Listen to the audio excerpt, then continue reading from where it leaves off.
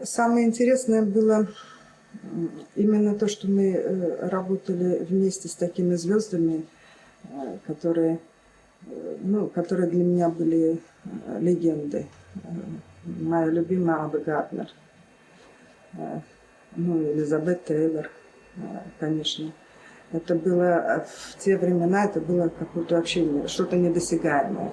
И вдруг они рядом с тобой.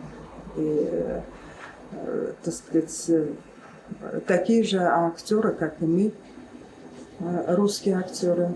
И мы вместе проводили очень много времени. Так сказать, это не просто съемки были, а это была, так сказать, очень хорошая дружеская атмосфера, и мы очень дружили. Утро начиналось у нас с 8 утра, а заканчивалось где-то все это дело где-то глубокой ночью. Помимо съемок и потом дальнейшей нашей атмосферы, так сказать, общение было. И когда я заходила с утра на грим, туда, на Ленфильм, то в коридоре всегда доносился запах, так сказать, картошки, капусты. Вот. Это для Элизабет Тейлор, наша бабушка русская, готовила ей с утра уже завтрак из нашей, так сказать, русской кухни. Она очень любила с утра пропустить, так сказать, немножечко спиртного и ела просто простую картошку и капусту. Она очень любила ее. Вот. И, так сказать, работали вот с утра и до самого вечера. Это достаточно быстро. Это был летний период, был прекрасные белые ночи, была прекрасная погода. Вот. И помимо этого у меня были еще спектакли в театре. Я помню, одна съемка закончилась где-то около 6, а в 7 у меня уже начало. В 7:30 тогда спектакль начинался. У меня уже был Дон Кихот. Я прибежала буквально за 40 минут до начала спектакля. Вот. Лиза была на моем спектакле «Дон Кихот», подарила мне там замечательную записочку с цветами прекрасными. Приходила, я тогда жила в Астории, и она приходила, я ее принимала в Астории, в ресторане, так сказать, здесь, в гостинице «Ленинград», она, так сказать, принимала.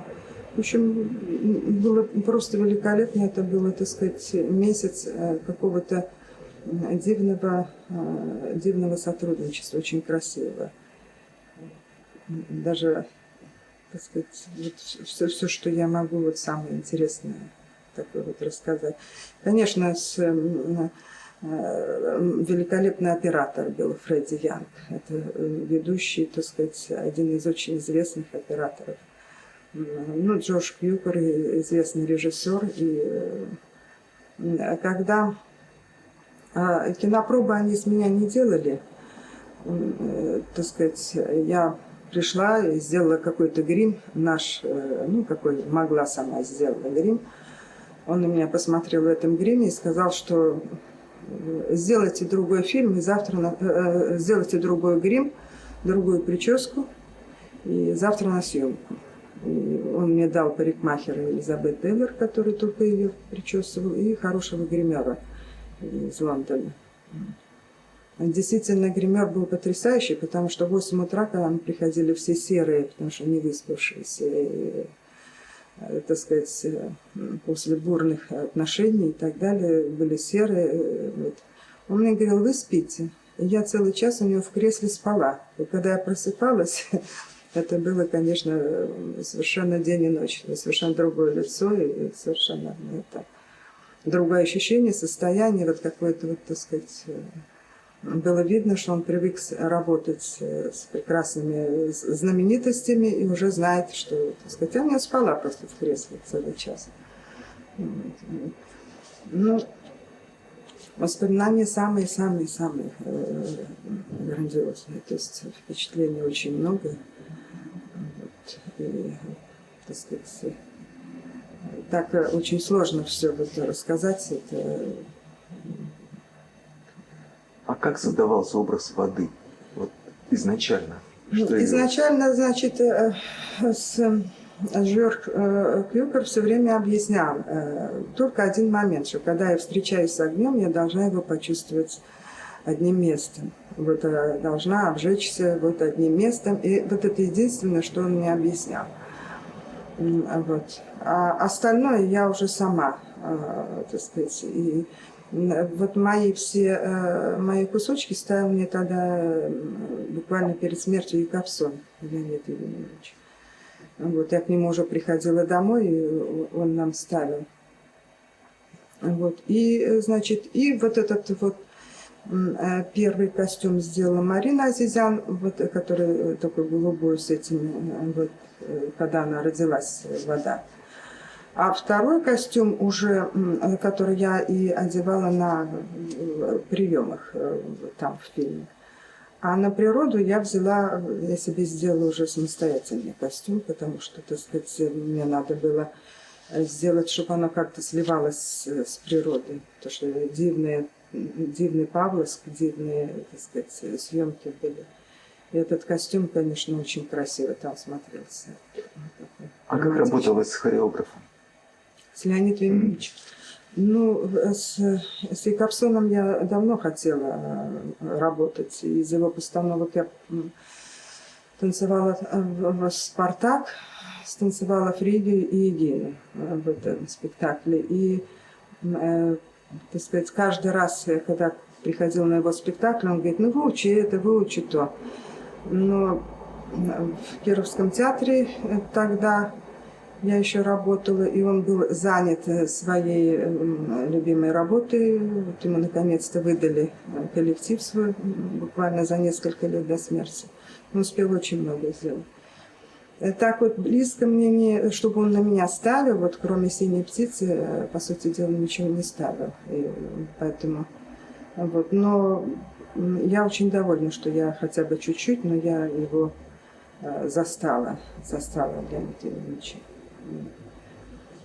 Ну, вот это с нашей стороны. И, конечно, дивные были наши актеры, и Вицин, и Маргарита Терехова.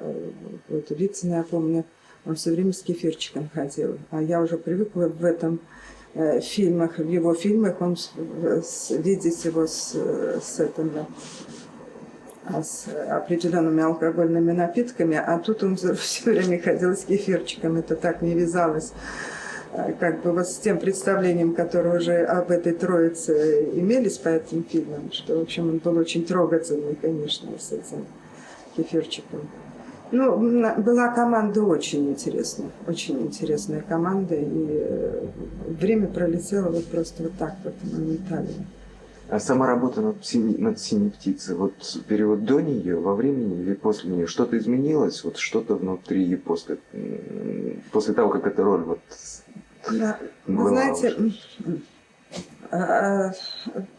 я бы не сказала бы, чтобы у меня там какая-то была такая, в общем, какая-то очень интересная роль, да, вот знаете, вот за которой это был, вот для меня это был как-то, так сказать, такой красивый эскиз, красивая какая-то, так сказать, легкая зарисовка, как, предположим, там, пастель, не живопись там грандиозная, а вот именно такая акварелька, легкая акварелька.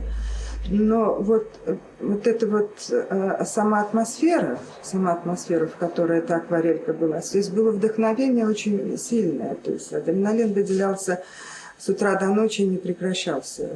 Вот. И, так сказать, конечно, после этого фильма, конечно, потом было очень много вот каких-то очень положительных эмоций, было очень много прекрасных эмоций. Какое-то, ну, невесомое состояние. Что я бы не сказала, вы знаете, бывает работа, которую все выложишься, так сказать, все напряжение большое, а потом какой-то спад и что-то. А здесь, в общем-то, и напряжения-то особого не было. Вот все работалось очень легко. без напряжения. Вот. И это уже фильм закончился, а вот это вот состояние, оно как-то еще, наверное, с полгода продолжалось. Как-то не было такого резкого спада, а вот какая-то вот такая легкость и приятность она была в этом фильме.